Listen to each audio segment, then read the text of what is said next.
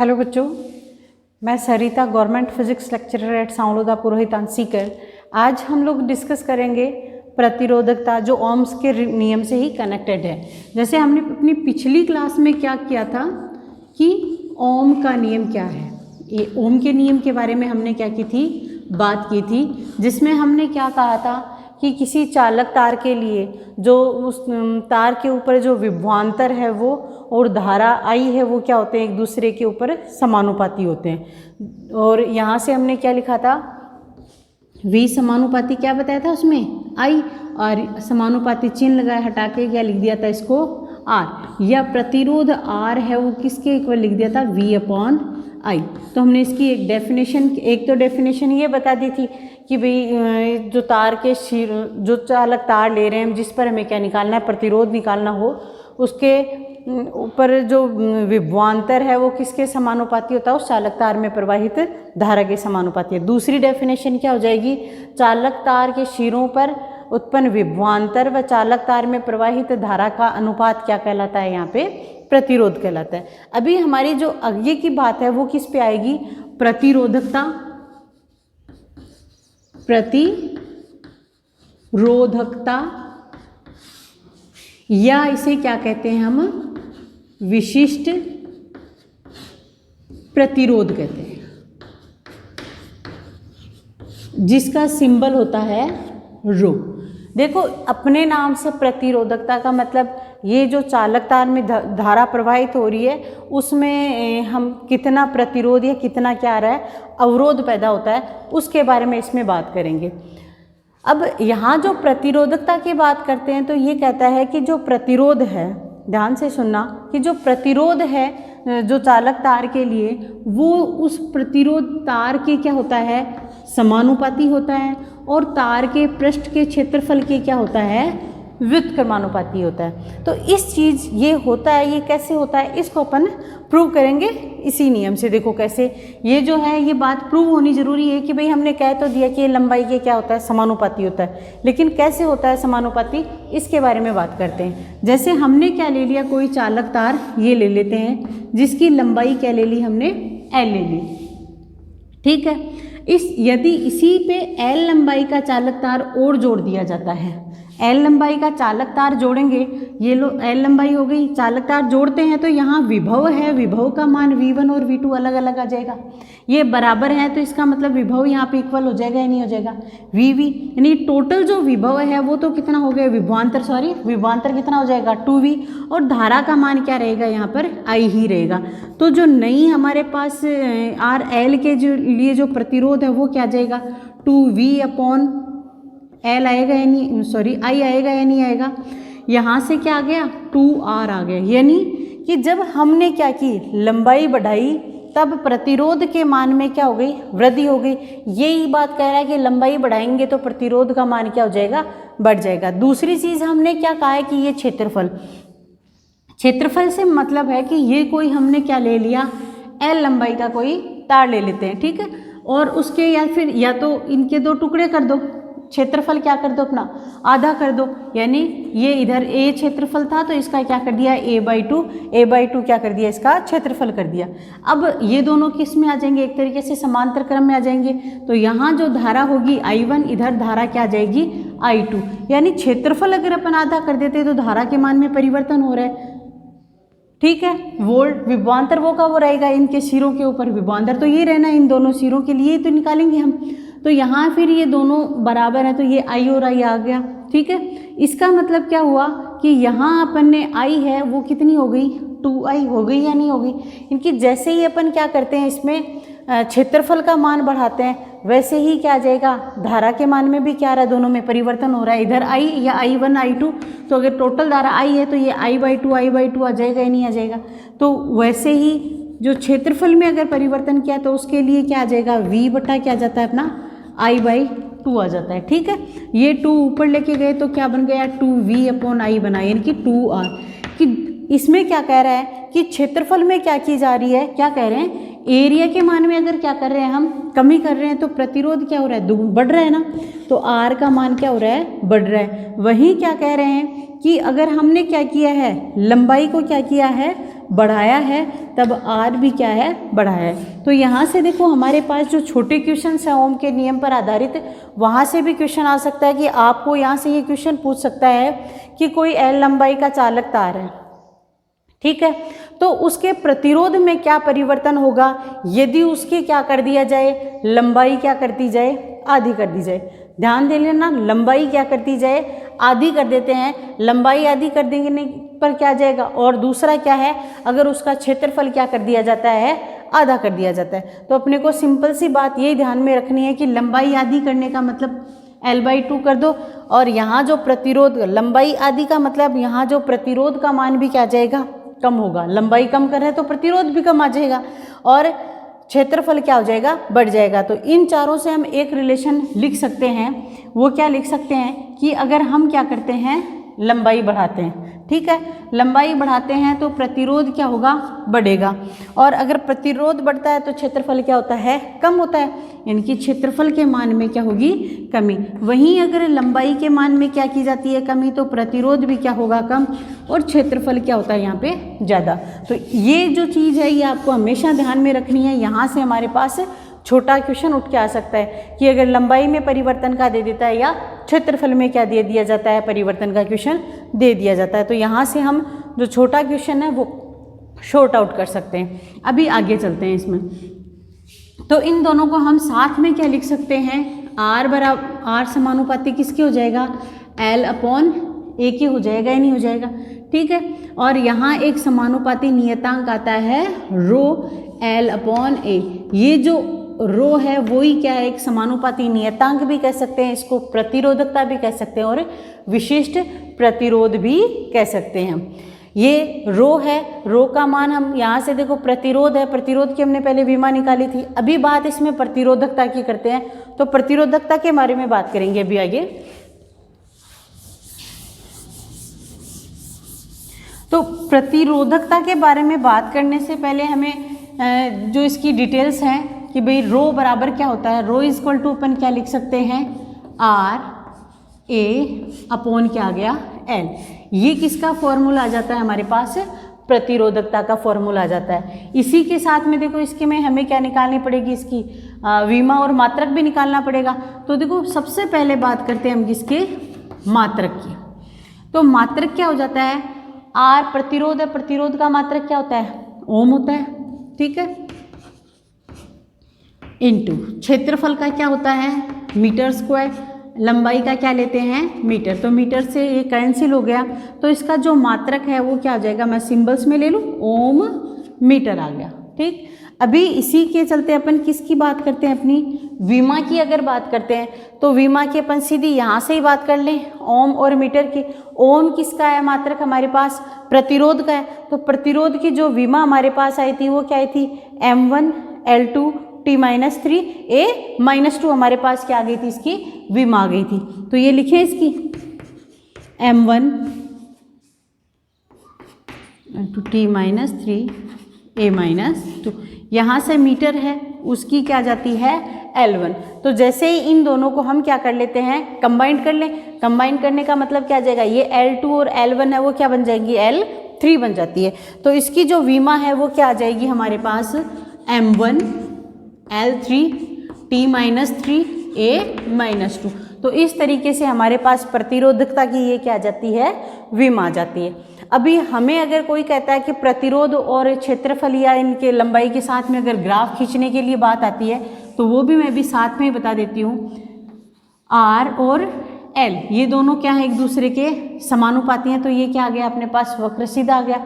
और व्युत्क्रमानुपाती हैं, व्युत्क्रमानुपाती का मतलब क्या जाएगा, ये एक दूसरे के साथ क्या हो रहे हैं, डिक्रीज हो रहे हैं, तो इनका क्या जाएगा, व्युत्क्रमानुपाती ग्राफ आ जाएगा, इनकी उल्टा ग्राफ आ जाएगा। या यहाँ से मैं A1/A और R के बीच में अगर ग्राफ खींचती हूँ तो वो क्या जाता है, सीधा, अदरवाइज ही क्या आ जाएगा, ऐसे डिक्रीजिंग मोड में आ जाएगा, ठीक।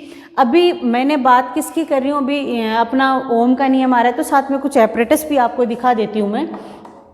देखो मैंने ये कहा है कि ओम के नियम में हम एक क्या लेते हैं, एमीटर लेते हैं, ठीक है, जो किसके काम में आता है, धारा के मापने में आता है। ये हमारा क्या है, एक एमीटर है। जिससे क्या नापी जाती है, धारा, जो सदैव हमें क्या करता है, बैटरी के हमेशा सीरीज कॉम्बिनेशन में या किस में लगता है, श्रेणी कॉम्बिनेशन में लगता है। और दूसरा क्या होता है, ये क्या है, हमारा वोल्ट मीटर है। ठीक, यहाँ पे इसमें क्या लिखा हुआ है, वोल्ट लिखा हुआ है। जो यहाँ हमें इसमें क्या किया जाता है, इन दोनों सिरों को लगा के यहाँ कोई तार लगा दिया जाता है, जिसकी हमें क्या निकालनी होती है, प्रतिरोधकता निकालनी होती है। ठीक है, यहाँ इसमें दोनों तारों को समांतर क्रम में, जो किसके, बैटरी के हमेशा किसके लगता है, ये तो समांतर क्रम में जाता है, तार इसके क्या लगेगा, समांतर क्रम में लगता है। ठीक है, जहाँ पर हमें क्या निकालना होता है, इसका विभवांतर निकालना होता है। अभी विभवांतर और हमने धारा की तो बात कर ली, अभी प्रतिरोध की बात कर रहे हैं कि भाई इसमें जब हम निकालेंगे प्रतिरोधकता इस तार की कि भाई इसमें कोई भी धारा है, इसको रोकने की कितनी क्षमता है। एक तरीके से तो ये होगी कि इसकी रोकने की कितनी क्षमता है, और अगर ये आगे पास कर रहा है तो वहाँ से क्या आ जाएगी कि भाई इसके चालन की कितनी क्षमता है, यानी कि प्रतिरोधकता और चालन का मतलब चालकता आ गया, तो ये एक दूसरे के क्या हो जाएंगे, व्युत्क्रमानुपाती। जो हमारा नेक्स्ट टॉपिक है चालकता, ये इसके बाद में है। तो इन दोनों के बीच में क्या लगा दिया जाता है, तार, जिसकी हमें क्या निकालनी होती है, प्रतिरोधकता। ध्यान रखना कि जो जितना बड़ा तार होगा वो प्रतिरोध उसका उतना ही ज़्यादा होगा, और जितना छोटा होगा प्रतिरोध उसका उतना ही क्या हो जाएगा, कम होता है। और इसके बाद में अगर मैं प्रतिरोध की बात कर रही हूँ बार बार, तो यहाँ ऐसा एक रेसिस्टेंस बॉक्स होता है। ठीक है, प्रतिरोध बॉक्स बोल दिया जाता है, जिसमें अलग अलग जैसे 1 ओम, 2 ओम, 3 ओम, 10 ओम, 20 ओम, 100 ओम, हमें जितना इसमें प्रतिरोध देके इसके अंदर मान निकालना है कि भाई हमने 5 ओम का प्रतिरोध निकाला, तब उसके तार के सिरों पर विभवांतर कितना आ रहा है और धारा कितनी प्रवाहित हो रही है उस परिपथ में, उसके बारे में हम क्या कर सकते हैं, बात कर सकते हैं। तो ये इसके अवरोध को बता रहा है, इनकी प्रतिरोध को बता रहा है, जिसकी सहायता से हम किस में निकालेंगे, ये हमारा क्या है, आर है। ठीक है, जिसकी सहायता से हम क्या निकालेंगे कि ये जो तार लगाया हुआ है उसमें कितना क्या है, रेसिस्टेंस है, या उसमें कितनी क्या है उसकी प्रतिरोधकता है, उसके बारे में बात करते हैं। अभी इसके बाद में जो अपना नेक्स्ट टॉपिक है, मैंने अभी थोड़ी देर पहले आपको कहा है क्या कि यही जस्ट ऐसा का ऐसा ही हमारा क्या, इसका जस्ट अपोजिट, कि इस तार में जो इलेक्ट्रॉन्स हैं वो कितने ज़्यादा प्रवाहित हो रहे हैं, कि वो कितने चालन हो रहा है उसका, तो वहाँ से किसकी बात आती है, इसमें चालकता की बात आती है, कि कोई भी हमारे पास चालक जो तार ले रहे हैं वो कितना सुचालक है, या कितने इसमें इलेक्ट्रॉन्स पास हो रहे हैं, जिसका सिंबल क्या होता है, सिग्मा होता है। चालकता हमेशा प्रतिरोधकता की क्या होती है, व्युत्क्रमानुपाती होती है। तो हमेशा इसको यही ध्यान में रखना है अपने को कि चालकता इक्वल टू क्या होता है, 1 प्रतिरोधकता। ठीक, चालकता का सिंबल होता है सिग्मा, प्रतिरोधकता या विशिष्ट प्रतिरोध है उसका क्या होता है, 1/ρ। तो यहाँ से अपने को सीधा पता है कि ρ इक्वल टू क्या होता है, RA/L होता है। तो ये मान जैसे ही हम पुट करते हैं RA/L, यानी सिग्मा बराबर क्या हो गया, L/RA आ जाता है। ठीक, अभी इसी के साथ में अपन मात्रक की भी बात कर लेते हैं। जो मात्रक है इसका क्या आ जाएगा, जस्ट प्रतिरोधकता के मात्रक का क्या आ जाता है, अपोजिट आ जाता है, यानी यहाँ इसका मात्रक क्या आ जाएगा, 1/ओम मीटर।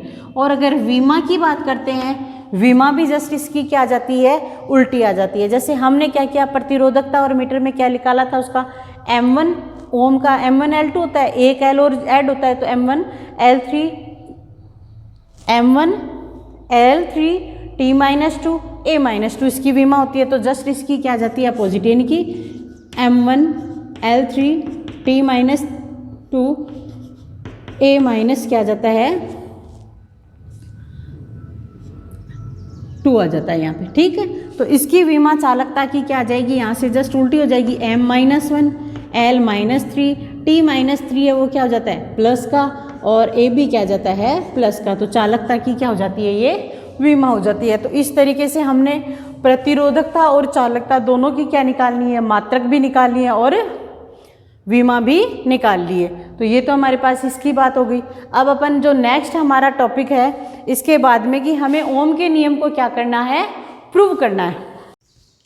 तो अब जो हमारा है क्या, ओम के नियम को हम प्रूव करेंगे। उससे साथ में मैं आपको एक चीज़ और बता देती हूँ। जैसे अभी हमने क्या निकाला था कि अगर चालक तार की क्या है, लंबाई बढ़ाते हैं तब प्रतिरोध क्या होता है, बढ़ता है, और क्षेत्रफल क्या होता है, कम होता है। ठीक है, तो सब साथ में हो रहा है ये अपना काम कि लंबाई बढ़ाने का मतलब अगर क्षेत्रफल वाला, ये एक तो यहाँ हमारे पास इससे आ गया। वहीं अगर मैं इसमें प्रतिरोधकता की बात करती हूँ तो प्रतिरोधकता में क्या होता है कि अगर लंबाई बढ़ा रहे हैं तो प्रतिरोधकता क्या होती है, कम होती है, और इसकी जो चालकता है वो क्या होती है, बढ़ती है। इनसे निकाल लिया हमने। फिर अगर यही उल्टा कर दिया जाए, उल्टे का मतलब क्या हो जाएगा, और यहाँ से अपन साथ में प्रतिरोध का भी लिख दूँ कि प्रतिरोध क्या होगा, इसमें ज़्यादा होगा। और अगर इसमें उल्टा कर दिया जाता है, उल्टे का मतलब कि अगर लंबाई क्या है, कम है, तो रो भी क्या हो जाएगा, प्रतिरोधकता क्या बढ़ जाएगी, एल कम है तो रो का मान क्या हो जाएगा, बढ़ जाएगा, और सिग्मा का मान क्या हो जाएगा, कम हो जाएगा। यानी कि चालकता उसकी क्या हो जाती है, कम, और प्रतिरोध भी क्या होता है उसका, कम। ये तो इसके लिए आ गया। वहीं अगर मैं क्षेत्रफल के लिए बात करती हूँ कि अगर हमने क्या किया है, क्षेत्रफल को क्या कर दिया, बढ़ा दिया, तो जैसे ही हम क्षेत्रफल को बढ़ाते हैं, क्षेत्रफल को बढ़ाने का मतलब हमारे पास आर की वैल्यू क्या हो जाएगी, कम होगी कि नहीं होगी। क्षेत्रफल बढ़ा रहे हैं तो रो जितना क्षेत्रफल ज़्यादा होगा वो उसकी जो प्रतिरोधकता है वो उतनी क्या हो जाएगी, ज़्यादा हो जाएगी। यानी रो का मान क्या हो जाएगा, उतना ही ज़्यादा हो जाता है। तो यहाँ से चालकता क्या हो जाएगी, कम हो जाएगी। तो आपको ये हमेशा ध्यान में रखना है कि चालक तार क्या लेना है हमें। अगर हमें क्या कराना होता है कि करंट पास करने के लिए अगर बात की जाती है तब तो हम क्या करते हैं कि भाई पतला तार लिया जाता है। पतला तार का मतलब क्षेत्रफल उसका क्या लिया जाता है, एरिया क्या ले लिया हमने, कम ले लिया। एरिया कम का मतलब उसका प्रतिरोध क्या होता है, ज़्यादा होता है, और प्रतिरोधकता क्या होती है, कम होती है, सिग्मा क्या होती है, ज़्यादा होती है। देखो इसको अपन एक एग्जाम्पल से समझ सकते हैं। एग्जाम्पल से समझने का मतलब ये हो जाएगा कि हम जो फ्यूज़ डालते हैं, घर में है फ्यूज़ डालते हैं, तो फ्यूज़ तार के अंदर अगर पतला सा तार लेते हैं तो जैसे उसमें धारा प्रवाहित होगी, धारा प्रवाहित होने से वो क्या हो जाता है, फ्यूज़ उड़ जाता है, यानी कि वो तार बीच में से ब्रेक हो जाएगा, टूट जाएगा। तो वहाँ अगर हम काम में ले रहे हैं तो वो कौन सा तार लेते हैं, थोड़ा मोटा काम में लेते हैं। मोटा काम क्यों लेते हैं, मोटा इसीलिए लेते हैं कि क्षेत्रफल ज़्यादा होगा तो उसका प्रतिरोध तो कम होगा लेकिन उसकी प्रतिरोधकता क्या होगी, ज़्यादा होगी, और चालकता क्या होती है उसकी, कम होती है। तो इसलिए हम क्या डाल देते हैं, फ्यूज़ तार में तो क्या डाला जाता है, मोटा। और अगर हम चालक तार की ऐसे बात करते हैं ना कि भी धारा प्रवाहित के लिए, अगर जैसे मैंने कहा कि अभी वोल्ट मीटर के लिए, तो यहाँ अपन ज़्यादा मोटा तार नहीं लेंगे, क्योंकि अगर ज़्यादा मोटा तार लेने का मतलब हो जाएगा कि हमारे पास क्या है, उसकी मोटा तार लेने का मतलब वहाँ प्रतिरोधकता का मान क्या जाएगा, बहुत ज़्यादा प्राप्त होता है। ठीक है, तो हम क्या करते हैं, जो और सर्किट्स के लिए तो क्या लिया जाता है, फ्यूज़ के लिए तो मोटा तार लेते हैं, जबकि अदर के लिए क्या लिया जाता है, वो एक पतला तार लिया जाता है। तो अब नेक्स्ट जो हमारा है वो क्या है, ओम के नियम का क्या करेंगे अपन, सत्यापन करते हैं।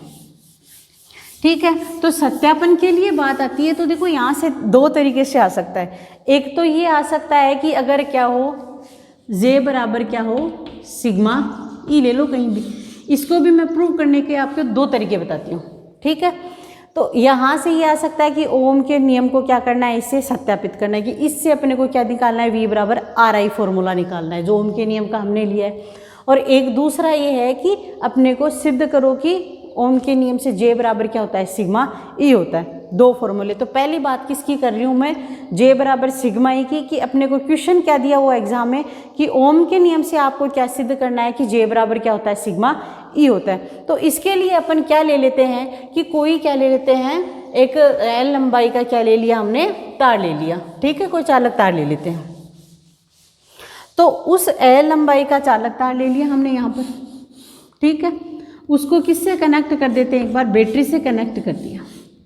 सिंपल बात कर रहे हैं, बैटरी से कनेक्ट किया है तो इसका मतलब यहाँ पर धारा प्रवाहित हो रही है, नहीं हो रही। जो विद्युत क्षेत्र है उसकी दिशा अगर इधर है तो अब वह वेग या ड्रिफ्ट वेलोसिटी है वो क्या हो जाएगी, वीडी की डायरेक्शन इधर होती है, नहीं होती। अभी ये तो आपको पता चल गया होगा कि जो आवेश हैं उनके मुक्त आवेश होते हैं, मुक्त इलेक्ट्रॉन्स होते हैं, उनके कारण ही क्या होते हैं, इससे सिरे से दूसरे सिरे तक जो करंट अपना वो फ्लो होता है। ठीक है, तो यहाँ अपनी बात किसकी कर रहे हैं, अपने ओम के नियम की। अभी हमने क्या पढ़ा है कि V बराबर क्या होता है, RI होता है। मैं ये आपको क्या है प्रूव कर रही हूँ, V बराबर क्या होता है, आर आई होता है, ये हमने देख लिया। ठीक, अभी इससे अपने को क्या एक साथ में, अभी अपन ने थोड़ी देर पहले ही क्या देखा है कि एक इक्वेशन नंबर क्या दे दो इसको, मैं फिर बता रही हूँ, जे बराबर क्या सिद्ध करना है अपने को, जे बराबर सिग्मा ई सिद्ध करना है। क्योंकि आर बराबर क्या होता है, आर ए अपॉन क्या ले लिया हमने, एल ले लिया। यहाँ जो ये चालक तार ले रहे हैं उसकी लंबाई तो क्या है, एल है, इसका जो क्षेत्रफल है वो क्या ले लिया हमने, ए ले लेते हैं, उस चालक तार के लिए ले रहे हैं। तो ये इक्वेशन नंबर क्या आ गई हमारी, 2 आ गई। यहाँ से 2 से इक्वेशन नंबर 1 में क्या लिख देते हैं, वैल्यू निकाल रख दें। तो v इक्वल टू हमारे पास क्या आ जाता है, सॉरी ये रो है, यहाँ भी रो की वैल्यू लिख दी मैंने, आर की वैल्यू अपने को लिखनी थी। ये आर इक्वल टू क्या होता है, रो इक्वल टू होता है आर ए अपॉन एल होता है। तो यहाँ से हमें किसकी वैल्यू रखनी है, आर की वैल्यू रखनी है। तो आर हमारे पास क्या आया था, आर का हमें ध्यान में लंबाई के क्या होता है, ये समानुपाती, और क्षेत्रफल के क्या होता है, व्युत्क्रमानुपाती। तो आर की जो वैल्यू आई थी वो हमारे पास क्या आई थी, रो एल अपॉन ए आई थी। इसको इक्वेशन नंबर 2 दे दिया जाता है। तो यहाँ से v इक्वल टू क्या आ जाएगा, रो एल आई अपॉन ये क्या आ गया हमारे पास, ए आ गया। ये किसकी वैल्यू आ गई है हमारे पास, v equal to rho L I upon क्या आ जाता है हमारे पास, हमने इक्वेशन नंबर 3 दे दी। ठीक है, अभी हमें क्या पता है, जो चालक तार है उसके ऊपर अगर विद्युत क्षेत्र E है और उसका विभवांतर क्या लेते हैं अपन, V लेते हैं। तो E और V में जो रिलेशन है, E एंड जो V में हम रिलेशन निकालते हैं, इन दोनों में क्या रिलेशन होता है, E इक्वल टू होता है V अपॉन L। तो यहाँ से क्या आ गया, V इक्वल टू आ गया हमारे पास क्या, E L। इसको इक्वेशन नंबर क्या दे दी हमने, 4 दे दी। तो इक्वेशन नंबर 3 एंड 4 से क्या लिख देते हैं हम, अब v की वैल्यू रख दें उससे। तो ये आ जाता है E L equal to rho L I upon A लिख देते हैं। एल से एल क्या हो गया हमारा, कैंसिल हो गया। तो ई इक्वल टू हमारे पास क्या बच गया, रो आई अपॉन ए आ गया। ठीक है, अभी धारा घनत्व की परिभाषा से हम क्या कहते हैं, धारा घनत्व क्या है हमारा, धारा घनत्व की परिभाषा से होता है कि धारा अपॉन क्या आ गया हमारे पास, क्षेत्रफल आता है। तो J इक्वल टू क्या हो गया, I अपॉन ए। ये इक्वेशन नंबर क्या ले ली मैंने, 5, इसको नंबर दे दिया 6। तो 5 एंड 6 से क्या आ गया यहाँ पे, E इक्वल टू आ जाता है रो इंटू जे। हमें क्या निकालना है, J equal to sigma E. देखो हम लोग पहुँच चुके हैं उसके पास में। तो J इक्वल टू क्या हो गया, 1 अपॉन रो इंटू ई आता है या नहीं आता। चूँकि हमें क्या पता है कि सिग्मा इक्वल टू क्या होता है, प्रतिरोधकता और चालकता एक दूसरे के क्या होती है, व्युत्क्रमानुपाती। तो यहाँ से J इक्वल टू क्या आ जाता है, सिग्मा ई। तो इस तरीके से अगर आपके पास बोर्ड में क्वेश्चन आ जाता है कि हमें क्या करना है, कि ओम के नियम से हमें क्या करना है, सिद्ध करो कि J इक्वल टू क्या होता है, सिग्मा ई। या फिर ये आ जाता है आपके पास कि धारा घनत्व और विद्युत क्षेत्र चालकता के बीच में संबंध स्थापित करो। तो ये भी यहाँ से क्वेश्चन बन रहा है। तो यहाँ से 2 क्वेश्चन आ गए। या तो सीधा क्वेश्चन ये आएगा कि सिद्ध करो कि ओम के नियम से J बराबर सिग्मा ई, और जो सेकंड क्वेश्चन है वो क्या रहा है, धारा घनत्व चालकता और जो विद्युत क्षेत्र है उनके बीच में हमें क्या निकालना है, रिलेशन निकालना है। ठीक है, अभी इसी में हमारे पास जो दूसरा मैंने आपको कहा कि एक और जो सेकंड अपने पास मेथड है वो क्या है। सेकंड मेथड हम कहाँ से लेते हैं कि भाई सेकंड मेथड तो ये हो जाएगा कि जैसे J बराबर सिग्मा ई हमें निकालना। अभी एक चीज़ और भूल गई मैं कि जो J बराबर सिग्मा ई है इसके ओम के नियम का क्या कहते हैं, सूक्ष्म रूप भी कहा जाता है। तो अगर आपको आपके ये है कि ओम के नियम का सूक्ष्म रूप क्या है, तो आपको ये J बराबर क्या कहा जाता है, सिग्मा ई। यहाँ तक आपको क्या करना है, प्रूव करना है। ठीक है, अभी मैंने कहा कि मैं जो सेकेंड मेथड आपको J बराबर सिग्मा ई, वो कैसे, हमने जो पहले एक रिलेशन निकाला था कि धारा और अपवहन वेग के बीच में, वो क्या था, N E A V D. ये हमने किन के बीच में, धारा और अपवहन वेग के बीच में रिलेशन निकाला था। इसको इक्वेशन नंबर क्या दे दिया जाता है, 1 दे दिया जाता है। ठीक है, अब आई अपॉन ए कर दें हम, इक्वल टू क्या आ जाएगा, एन ई वी डी आया या नहीं आया। हमें पता है चूंकि धारा घनत्व और धारा में क्या रिलेशन होता है, J बराबर क्या होता है, आई अपॉन ए, धारा घनत्व की परिभाषा से। तो यहाँ से J इक्वल टू अपने पास क्या आ गया, एन ई वी डी आ जाता है। ठीक, जे बराबर क्या आ गया, NEVD आ गया। अभी इसको इक्वेशन नंबर क्या दे दो, 2 दे दो। हमने क्या निकाला था, विद्युत क्षेत्र और जो विश्रांति काल और अपवहन वेग में एक रिलेशन निकाला था। अभी लिखेंगे किससे, अपवहन वेग, विश्रांति काल व विद्युत क्षेत्र के बीच में जो रिलेशन है उससे। तो उसकी जो वैल्यू आई थी हमारे पास क्या आई थी, E2 अपॉन क्या गया था, M इंटू क्या गया, E। इसको इक्वेशन नंबर क्या दे दी हमने, 3 दे दी। अभी इक्वेशन नंबर 3 से क्या करेंगे, पुट आउट करेंगे इक्वेशन नंबर 2 में वैल्यू। तो यहाँ से हमारे पास क्या आ जाता है, J इक्वल टू आ जाता है NEE2 अपॉन M इंटू क्या गया, E आ गया यहाँ पर। तो ये J इक्वल टू क्या आ गया, NE² tau upon M into E। यहाँ पर N क्या है, इलेक्ट्रॉन्स की संख्या, E क्या है, इलेक्ट्रॉन का आवेश, टो क्या है, विश्रांति काल, और ये M क्या है, यहाँ पे द्रव्यमान है। तो इन सब से हम क्या कर रहे हैं कि J ये किसके इक्वल आ जाएगा हमारे पास, ये कोई नियतांक है, जो ये नियतांक का नाम क्या दे दिया, सिग्मा, इनकी NE² टो अपॉन M आ गया। तो J इक्वल टू क्या सिद्ध हो गया, सिग्मा E हमारे पास आ गया, नहीं आ गया। तो ये हमारे सेकंड मेथड आ गया। लेकिन इसके पास से साथ हमारे पास एक बात और प्राप्त हुई है कि जो सिग्मा की वैल्यू हमने किसकी फॉर्म में निकाली थी, पहले तो R, L और A की फॉर्म में निकाली थी ना। अभी दूसरी जो है, अगर हमारे पास क्या दिया जाए, किसी की चालकता निकालनी है, किसी चालक तार की, तो अगर हमारे पास में इलेक्ट्रॉन्स की संख्या दे रखी हो, विश्रांति काल दे रखा हो, और तब हम क्या निकाल सकते हैं, उसकी चालकता निकाल सकते हैं और उसकी प्रतिरोधकता का भी मान निकाल सकते हैं। तो प्रतिरोधकता 1/सिग्मा होती है। तो यहाँ से ये क्या आ गया, M/NE² इंटू टो। तो यहाँ से हमारे पास 2 चीज़ें आ गई हैं। एक तो हमने J बराबर सिग्मा ही प्रूव कर दिया, यहीं अगर इसका क्या, ये दोनों सदिश राशियाँ हैं, विद्युत क्षेत्र और धारा घनत्व, तो इसको इस रूप में भी लिख सकते हैं। ये किस रूप में, हमारा ये सदिश रूप में माना जाएगा। तो यहाँ पर हमें ये जो दोनों फॉर्मूले हैं उनको भी क्या है, परीक्षा की दृष्टि से हमें क्या रखना है, ध्यान में रखना है। अभी इसमें अपन क्या कर रहे हो कि ये कह दिया जाए कि ओम के सूक्ष्म नियम से हमें ओम के नियम का क्या करना है, सत्यापन करना है। यहाँ से हमारे पास जो अगला क्वेश्चन है, थर्ड क्वेश्चन, वो उठ के आ रहा है कि ओम के सूक्ष्म नियम से ओम के नियम को सत्यापित करो। तो वहाँ हमारे पास क्या इक्वेशन आनी है, क्या लिखना है, वो बताते हैं। इससे आगे चलेंगे, ये हम लोग यहाँ वाला ये काम में नहीं आएगा। देखो हमने यहाँ पे क्या लिखा है, J बराबर सिग्मा E लिखा है। चूँकि हमें क्या पता है, J इक्वल टू क्या होता है, I/A और E इक्वल टू होता है V/L होता है। यहाँ से हमने इसकी वैल्यू रख देते हैं। तो ये क्या आ गया, I/A इक्वल टू आ जाता है सिग्मा V/L। हमारे दिमाग में जब भी हम कोई चीज़ प्रूव करते हैं तो ये दिमाग में रहना चाहिए कि हमें प्रूव क्या करना है। हमें क्या प्रूव करना है कि V बराबर क्या होता है, R/I होता है। ठीक है, यही तो हमें प्रूव करना है। तो यहाँ से क्या करेंगे, हमें V के लिए तो निकालना पड़ेगा सारी वैल्यू। तो V इक्वल टू यहाँ से क्या आ जाता है, सारा एक तरफ ले लेते हैं अपन। ये क्या आ जाएगी, हल करो इसको, V इक्वल टू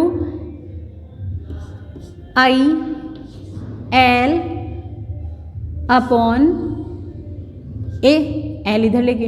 अभी क्या बचा हमारे पास, सिग्मा बचा है। ये लो सिग्मा लिख दिया मैंने, ठीक है। अब देखो चूंकि 1/सिग्मा इक्वल टू क्या होता है, रो होता है या नहीं होता, तो मैं यहाँ से क्या लिख देती हूँ, यही लिख दूँ कंटिन्यू, कि सिग्मा की जगह क्या लिख दिया हमने, रो L अपॉन A और इंटू क्या आ गया, I आ गया। देखो हमने प्रतिरोध का जब हमने मान निकाला था, R इक्वल टू क्या निकाला था, R इक्वल टू हमने प्रूव किया है, इनकी निकाला है। क्यों, कैसे निकाला था कि R इक्वल टू होता है क्या, ये समानुपाती तो होता है L के और व्युत्क्रमानुपाती होता है A के। और यहाँ से हमने क्या कहा था कि एक समानुपाती चिन्ह लगा देते हैं, जिसको क्या दे दिया हमने, रो नाम दे दिया।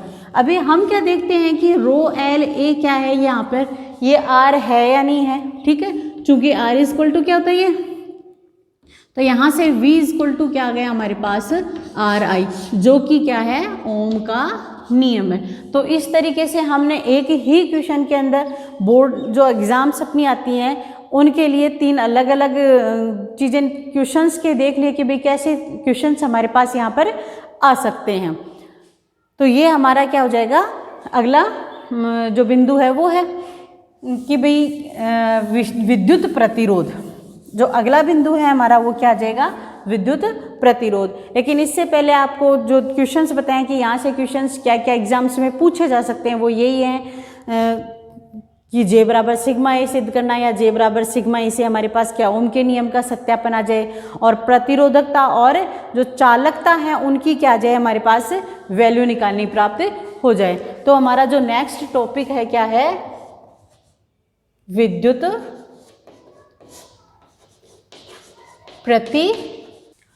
तो ये बात किसकी करेंगे अपन, विद्युत प्रतिरोध। तो विद्युत प्रतिरोध क्या होता है, विद्युत प्रतिरोध की चालक में गति में जो अवरोध आ रहा है वो क्या कहलाता है, हमारा विद्युत प्रतिरोध कहलाता है।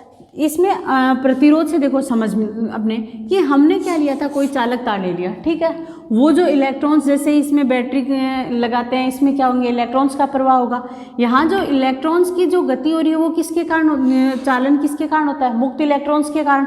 मुक्त इलेक्ट्रॉन्स के साथ में यहाँ पर कुछ आयन भी रहते हैं ना कि धनायन, इनकी यहाँ कुछ बद्ध अवस्था में रहते हैं। तो ये क्या करेंगे, उनसे क्या करेंगे, टक्कर भी करते हैं। तो ये जो टक्कर है, टक्कर के कारण इन इलेक्ट्रॉन्स की गति में कुछ बाधा आएगी, तो वो बाधा ही क्या कहलाती है, विद्युत प्रतिरोध कहलाते। तो ये जो विद्युत प्रतिरोध की बात करते हैं, तो विद्युत प्रतिरोध भी दो तरीके के अपन लेते हैं। एक तो क्या होते हैं ओमीय प्रतिरोध, एक होते हैं अनओमीय प्रतिरोध होते हैं, ठीक है। तो जो ओमीय प्रतिरोध होते हैं वो क्या करते हैं, ओम के नियम का ये तो क्या करेंगे, ओम के नियम का पालन करते हैं, ठीक। और ये ओम के नियम का पालन नहीं करते हैं। ओम, अभी ओम के नियम में हमने बात की थी, साथ में यही बता देंगे। ओम के नियम में क्या आता है, ग्राफ आता है। ग्राफ किनके बीच में अगर खींचते हैं, क्या V और I के बीच में अगर ग्राफ खींचते हैं तो वो क्या आता है, स्ट्रेट लाइन। यानी कि ओम में जो प्रतिरोध होंगे वो ऐसा कोई चालक तार ले लेते हैं जिनमें क्या आ जाए, वोल्टता जो है और विभवांतर या धारा है वो दोनों एक दूसरे के क्या आ रहे हैं, समानुपाती आ रहे हैं, इनके उनके बीच में जो ग्राफ हो रहा है वो क्या आ जाए, स्ट्रेट लाइन। तो वो तो क्या कहलाते हैं, ओमीय प्रतिरोध। वहीं अगर ये ग्राफ है हमारे पास, क्या आ जाए, स्ट्रेट लाइन नहीं आता है, तब क्या होते हैं, वो क्या कहलाएंगे, अनोमीय प्रतिरोध। तो इसके लिए जो प्रतिरोध है, देखो हम आगे चल के क्या करेंगे, जो ट्रांजिस्टर है, डायोड है, उनके लिए प्रैक्टिकल भी करेंगे। तो डायोड के लिए जो V और I वक्र है, वही डायोड के लिए भी हम V और I के बीच में क्या निकालेंगे, वक्र निकालेंगे। बात प्रतिरोध की आ रही है, R की आ रही है, तो V और I की बात करेंगे अपन। तो इन दोनों के बीच में जो ग्राफ है वो क्या आता है, स्ट्रेट लाइन नहीं होके कुछ इस तरीके से आता है। और एक इसमें अग्रदिशिक, पश्चिम दिशिक, इन अलग अलग यानी कि फॉरवर्ड और रिवर्स बाइस के लिए अपन निकालेंगे V और I की वैल्यूज़, तो उनके मान इस तरीके से आते हैं। इसी तरीके से जो ट्रांजिस्टर होता है उसके लिए भी क्या निकालेंगे हम, ग्राफ निकालते हैं, तो वो भी क्या आता है, एक स्ट्रेट लाइन ही आएगा। जिसकी हम बात करेंगे जो ट्रांजिस्टर का चैप्टर, अपना चैप्टर नंबर 16, उसके अंदर इसके बारे में डिटेल से बात करते हैं। तो इसके साथ में अपने जो ओम के नियम का है वो छोटा सा टॉपिक वो क्या हो रहा है, फिनिश हो रहा है, जो एग्ज़ाम की दृष्टि से बहुत ज़्यादा इम्पोर्टेंट है कि यहाँ से आपको क्वेश्चन 100% मिलता ही है, ठीक है। इसी के अपन ग्राफ के ऊपर भी जो अपना नेक्स्ट क्लास होगी उसमें बात करते हैं। तो आज का जो टॉपिक है वो फिनिश हो रहा है, नेक्स्ट टॉपिक के साथ अपन फिर मिलते हैं। Okay, thank you.